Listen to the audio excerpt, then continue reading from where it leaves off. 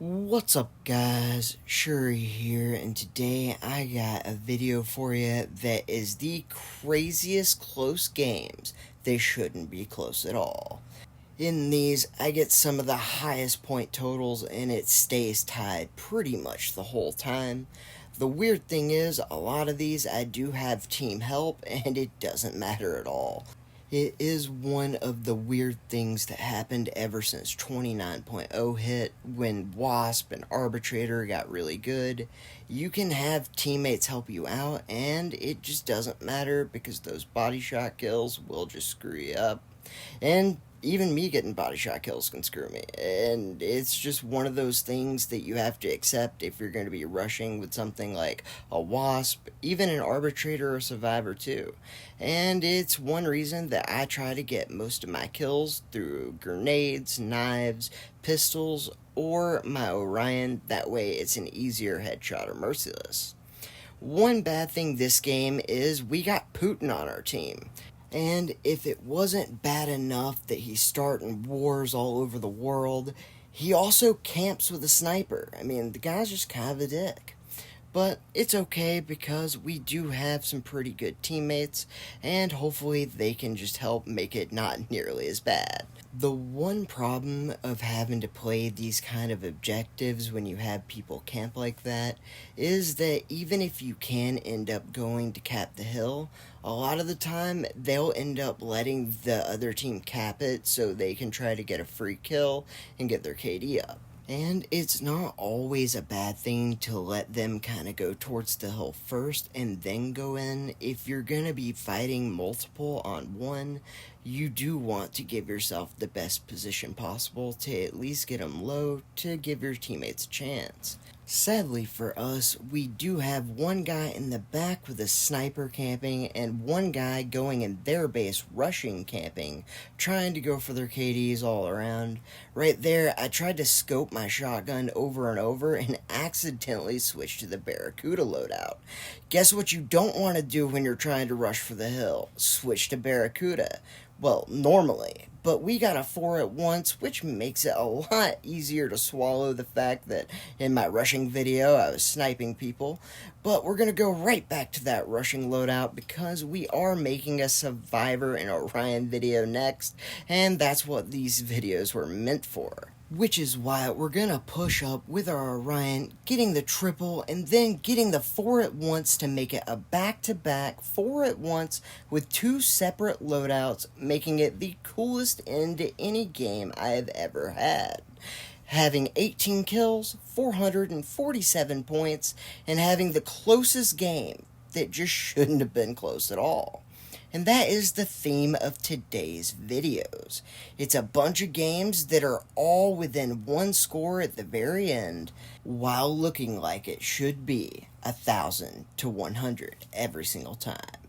And that is the coolest kind of videos you can have. It's the ones where you're just pulling off the coolest things you've ever done, but it doesn't just look like a game that is against people that have no chance, because honestly, I don't win all these games, and they're all very close. The reason for that isn't even just because my teammates are bad or anything like that. A lot of it simply has to do with the fact that both teams are going for hills, or both teams are going for kills, but a lot of body shots get hit with Wasp. If you're using Wasp, maybe you guys should not use Wasp. You'll get more points. And if you decide that you must use Wasp, I will have a link in the description to my Wasp tutorial that'll show you how to do better with the Wasp and get more kills with things like merciless, headshots, and knife kills, as well as things like grenade kills that can help you get a lot more points.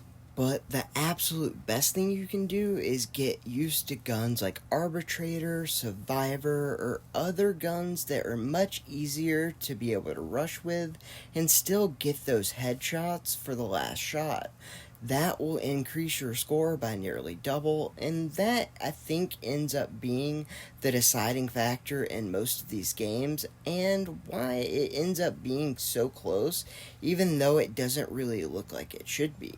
And while I do have a lot of the kills right here, I do want to note the way that our teammates' scores are definitely proves that they are out there capping hills and doing a great job. Even if they don't have as many kills, they're doing just as important, if not more important work. So I do want to make sure that it doesn't look like they're doing bad, because they aren't. They are doing a vital role, and without them I would be completely screwed right now. The beauty and the curse of control points is you don't even have to get that many kills. As long as you're able to cap the points and the other team's not willing to do it, then you will win just off of that alone. This match has so many Hall of Fames on their team. Multiple of them have dozens of them, and I think we have one Hall of Fame besides mine.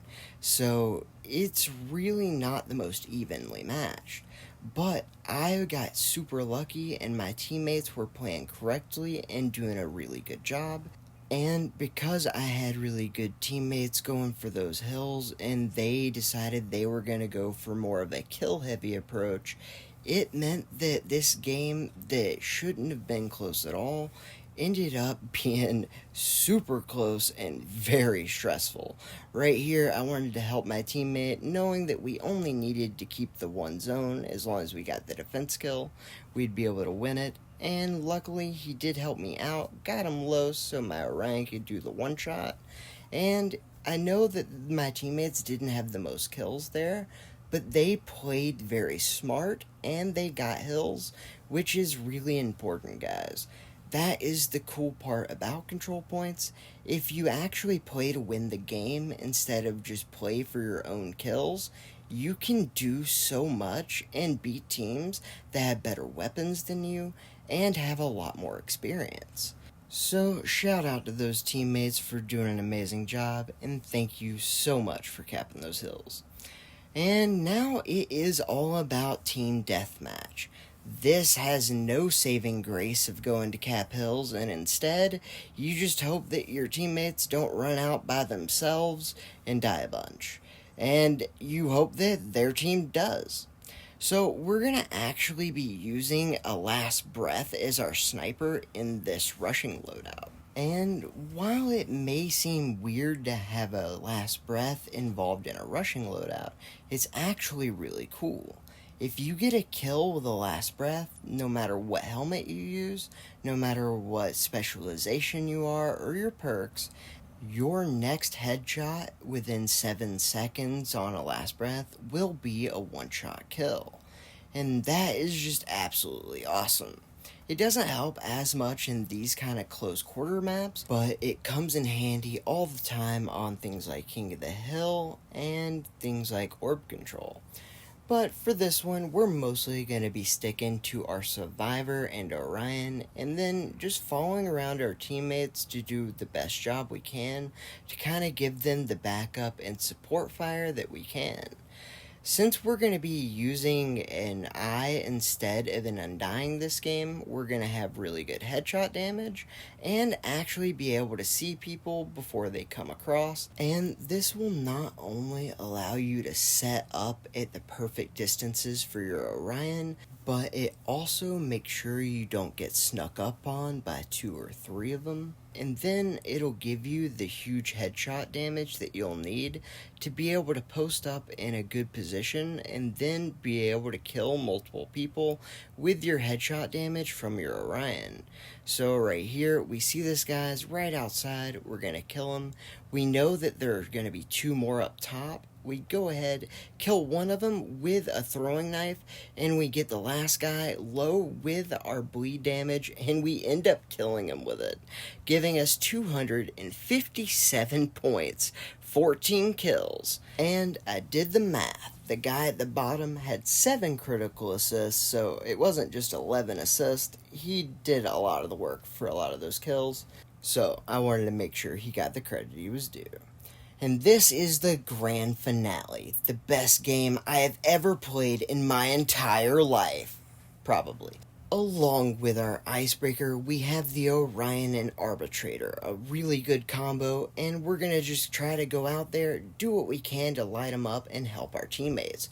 Because God, does this man need our help. Look at him. He's got the Orochi slow while he's trying to use his porcupine. He just wants to use a shotgun, guys. But they're slowing him with Orochi. It's just not cool. So hopefully we can use our Icebreaker and Orion to help him out. Right there, I'm looking on top of our roof because we have a teammate with 0 kills and 0 assists after a minute. I assumed he wasn't playing, but oh, it's so much worse than that. He just was dying before he could shoot people. Luckily for us, we have 2 other teammates, and we are just going to go out there and do our thing. We do end up getting the first guy that's camping with a sniper, then we kill the second one, and then we're going to move into the hill, and what? Did he just teleport? He teleported. Okay, you know what? Hey, maybe he's a magician. I don't know. But I need to remember to become a magician as well, because that looked really fun. But for now, we need to refocus and just try to get back in this. And we need to have our Icebreaker in this hill and try to catch up, because we are down by almost double, and it is not going to be an easy one to come back from. Especially since the hill just moved, we need to make sure that we get in there and stop them from capping it. To make matters worse, they started rocketing, and we are on an elimination streak, almost about to cap the hill. Sadly, they do kill me, and of course our teammates are not going for hills because, hey, their KD's important too. Luckily, the guy from Savage wants to win the game, and he's actually helping me, so thank you to that guy. Not necessarily thank you to the other 2 guys, though. Anyways, me and him are going to cap this hill, and we're doing a great job. He has no health, so he's going to get out and go back around so he has a better angle on people. Sadly, I did not know they were coming through that door. And they are making good timing to go get to the D hill. And we have a guy that was standing next to the hill that decided not to get into it. Thank God he got forced into it because the enemy was killing him outside, so he had to accidentally cap the hill. It's rough life out here. But luckily, again, we do have the Savage guy who's actually helping, and we do push up, going ahead, getting the triple kill, going for the domination, and we are going to stay on the fountain. And if we can just make sure no one can get past us here, then we can get the first lead of the entire game. Right here, we're only 50 away. We do get the double, and I am pretty acutely aware that we're at either 6 or 7 kills, and I have rockets, so I'm really just hoping I can get that unstoppable. And as we turn, we go ahead and kill him when I have 97 health left to get that unstoppable in the hill as we help cap that E-hill. And we only have a 26-point lead. Are you serious? I mean, hey, we're winning, yay. But luckily, we did have that Savage guy, and he was doing work, helping us out in every way possible. And even though we didn't see a lead until the last 45 seconds, we do go ahead and get in that E-hill, and then go ahead, get the double kill elimination streak from the hill, and get a lead that cannot be broken. We are going so hard here, and thank you so much, Savage person. I don't think the other 2 guys, though. You guys aren't very nice. But the great news is that we had the best game of our life. 21 kills for the come-from-behind victory to be able to get 521 points in the top 500.